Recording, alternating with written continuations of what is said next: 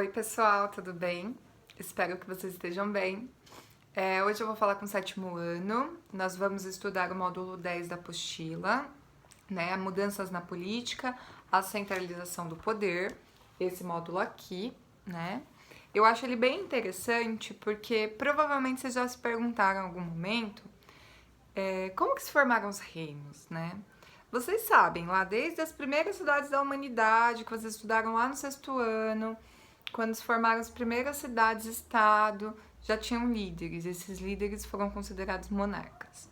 Mas como a gente viu e estamos estudando agora, na Europa, durante a Idade Média, os reis vão perder o poder político.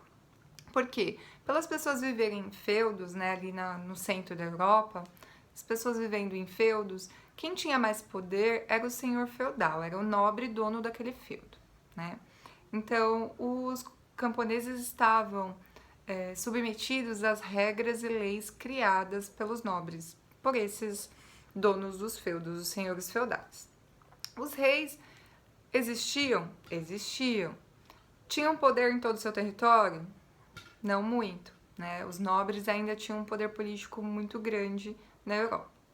E aí, com o surgimento da burguesia, os nobres ficaram ali meio que afetados, porque a burguesia agora, muitos estavam deixando de ser camponeses, a burguesia tinha criado um poder e tinha dinheiro. Alguns nobres vão sair das crises do século XIV falidos.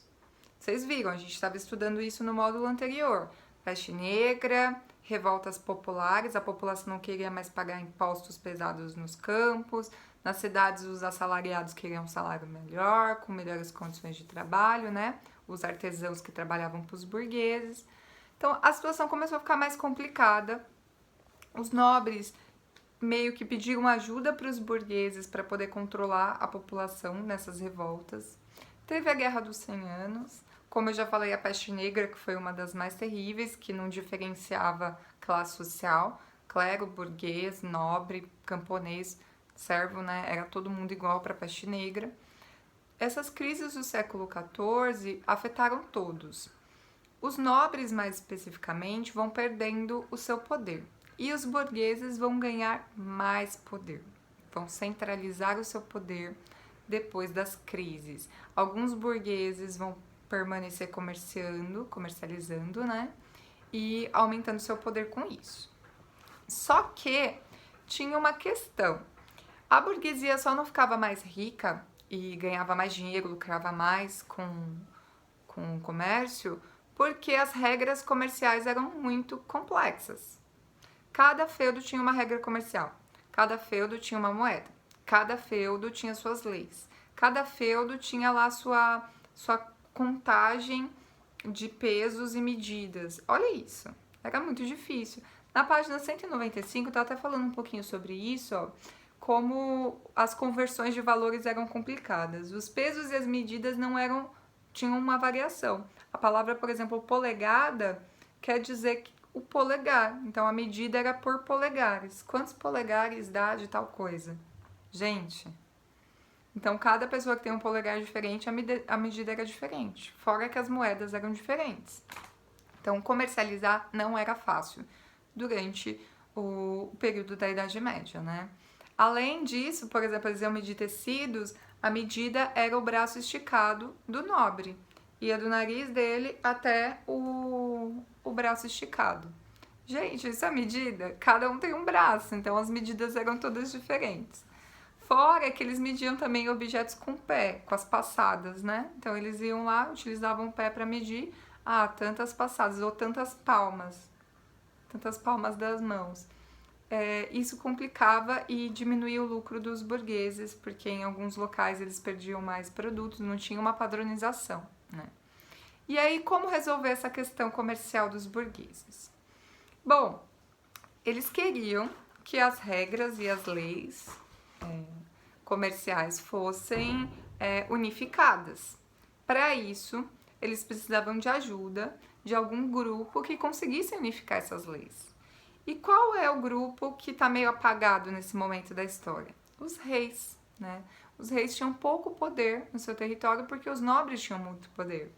E eles viram, os burgueses, uma oportunidade que os nobres estavam enfraquecidos depois das crises, de se aliarem aos reis para poder conseguir os objetivos, para conquistar seus objetivos.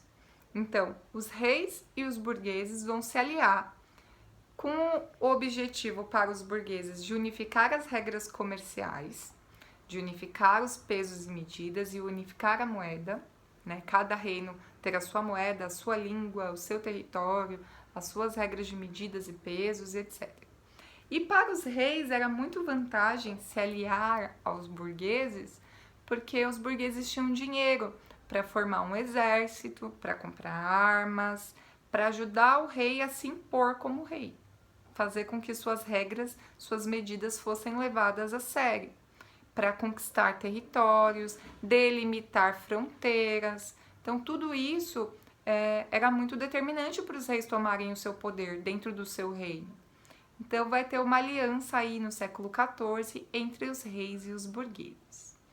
Fora que para os burgueses comercializarem era bem complicado, porque as estradas não eram seguras, tinham muitos roubos nas estradas entre um feudo e outro.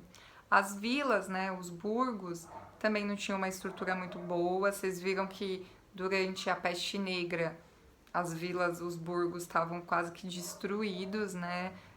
Eles que proliferavam as doenças, a peste, por conta da falta de saneamento básico, né? A falta de esgoto, água limpa, limpeza da cidade. E isso também seria uma opção para os reis ajudarem os burgueses a melhorarem as cidades, que eram centros urbanos e comerciais. Seria positivo para os burgueses. O rei poderia unificar esses pesos, medidas, unificar seu território, poderia unificar a língua, poderia diminuir o poder dos nobres.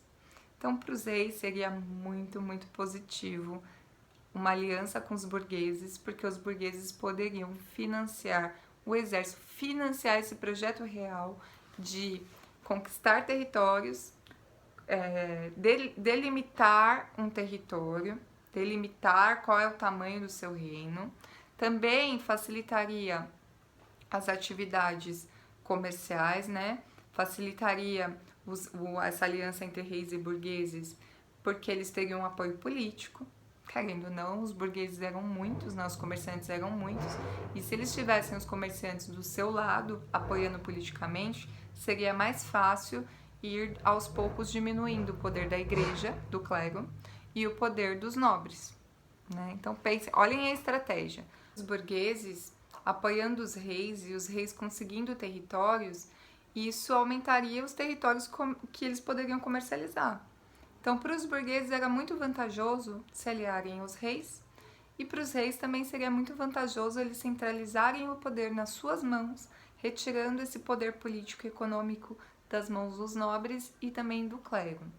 Então, vai ser uma aliança que vai mudar a estrutura da Europa, e é nesse momento, no final do século XIV, já no começo do XV, que vão se formar os estados, né? Os estados nacionais. O que é o Estado Nacional? A gente vai ver a formação e estabilização dos países, das nações. A gente vai ver a formação dos estados, dos países europeus, dos reinos europeus se formando. Então, quando a gente pensa, nossa, por que a França, a Inglaterra, a Alemanha tem aquele mapa, aquele é o território da Alemanha hoje? Por que a França tem aquele território delimitado? Porque no passado os reis tiveram que se impor, nesse período que a gente está estudando, tiveram que se impor para delimitar o seu território, para invadir novos territórios e tomar. Então, quando a gente olha para um mapa, a gente não está vendo só uma divisão de países, a gente está vendo uma divisão histórica, política, de guerras e apoios. É isso que a gente está vendo. Ao longo de toda a história da humanidade, os países quiseram aumentar seus territórios invadindo outros países e tomando essas terras. Foi o caso da Primeira Guerra Mundial, foi o caso da Segunda Guerra Mundial. Então, a gente está vendo no século XIV a formação desses países, a formação inicial do tamanho desses territórios, da formação de uma nação. O que uma nação precisa para ser uma nação? Precisa ter uma língua, uma cultura comum, não é isso? Uma língua, uma cultura comum, uma divisão territorial, um líder, administração pública, né? Um exército. Tudo isso é necessário para compor uma nação. É nesse momento, com a ajuda dos burgueses, que os reis vão compor as suas nações. Na página 198, a gente está falando um pouquinho sobre isso, né?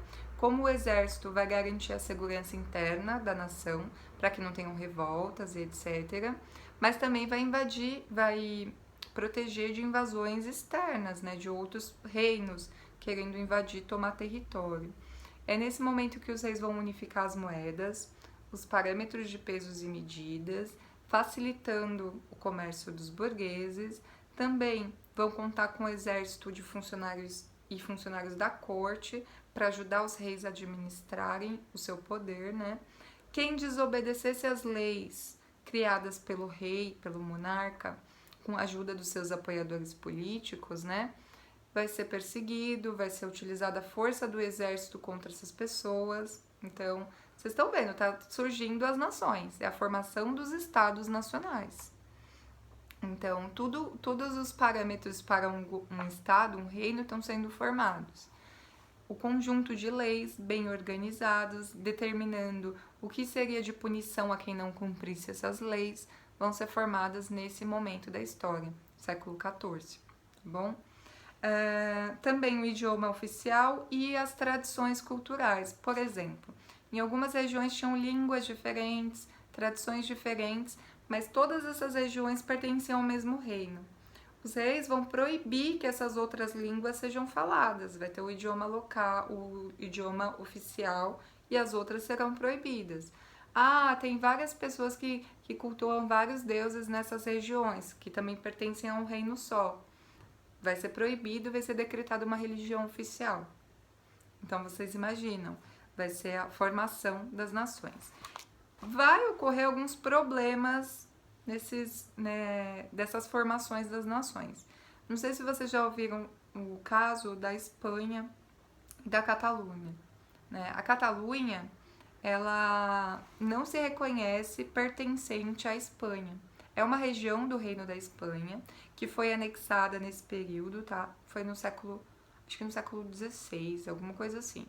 Foi anexada pelo rei espanhol, só que eles não se reconhecem como espanhóis, eles falam uma língua local, eles têm uma cultura local, eles não usavam nem a mesma moeda do resto do Reino da Espanha.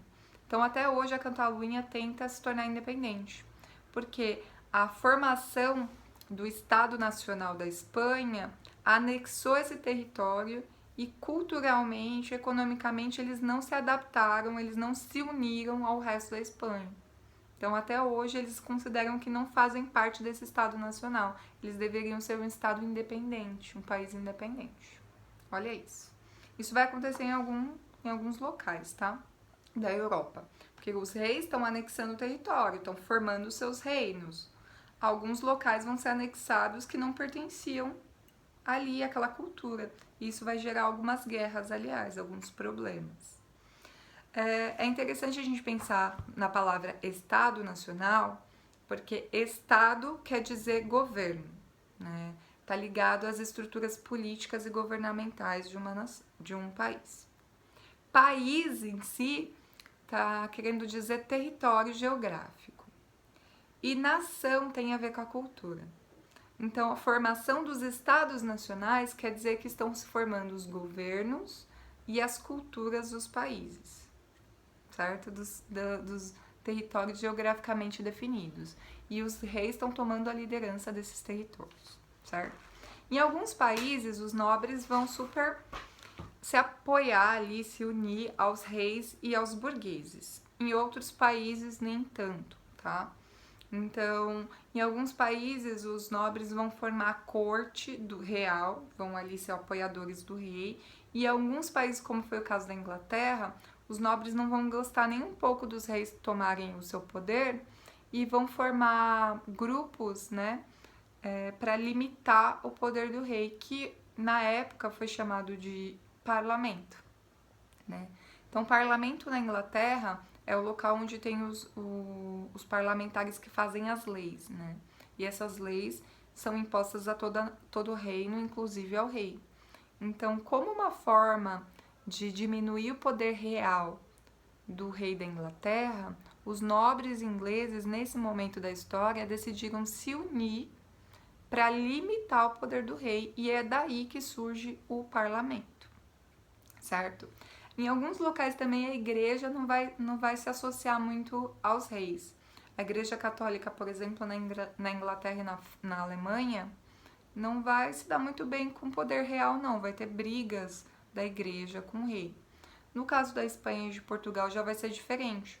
A igreja católica vai abençoar o poder real e eles vão ter uma aliança. Então, é nesse momento da história que estão se formando ali culturalmente até a própria religião se estabelecendo dentro dos reinos. Ou seja, os nobres foram questionados, os burgueses estão ganhando espaço e aumentando o seu comércio, e os reis tomando o seu território e unificando o seu reino. Gente, espero que vocês tenham gostado. Façam as atividades, certo? Façam todas as atividades e a tarefa do módulo que a gente vai corrigir juntos depois, tá bom? É isso, beijinhos a todos. Tchau, tchau e boa semana.